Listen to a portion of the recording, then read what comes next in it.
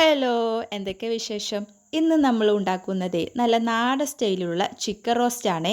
അതും വിറകടുപ്പിൽ മൺചട്ടിയിൽ. എങ്ങനെ തയ്യാറാക്കിയത് നോക്കാം. ഫസ്റ്റ് നമ്മൾ ചട്ടി വെച്ചിട്ട് എണ്ണ ഒഴിച്ച് ഉലുവ ഇട്ട് കൊടുത്തു. പിന്നെ പട്ട, ഗ്രാമ്പു, ഏലക്ക ഇതൊക്കെ ഇട്ട് കൊടുത്തു. ഇഞ്ചി, വെളുത്തുള്ളി, വലിയ ജീരകം, ഒരു പച്ചമുളക് ഇതൊക്കെ കൂടി ചതച്ചതാണ്. അതും ഇട്ട് കൊടുത്തു വഴറ്റി. പിന്നെ 2 സവാള നീളത്തിൽ അരിഞ്ഞതാണ്. അതും ഇട്ട് കൊടുത്തു. കറിവേപ്പില ഇട്ട് കൊടുത്തു. തക്കാളി, പച്ചമുളക് ഇതൊക്കെ ഇട്ട് കൊടുത്ത് വഴറ്റി. നമുക്ക് എരിവ് ഇഷ്ടമായത് കൊണ്ടാണ് വീണ്ടും പച്ചമുളക് ഇട്ടത് കേട്ടോ. നിങ്ങൾക്ക് എരിവ് ഇഷ്ടമല്ലെങ്കിൽ ഇടണ്ട കേട്ടോ. പിന്നെ വേഗം വഴറ്റി കിട്ടാൻ ഉപ്പിട്ടു.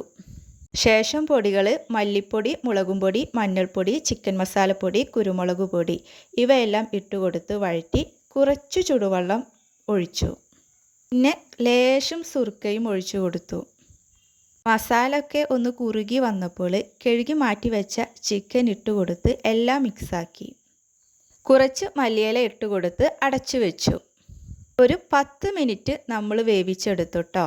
നല്ല അടിപൊളി നാടൻ സ്റ്റൈലുള്ള ചിക്കൻ റോസ്റ്റ് റെഡിയായി.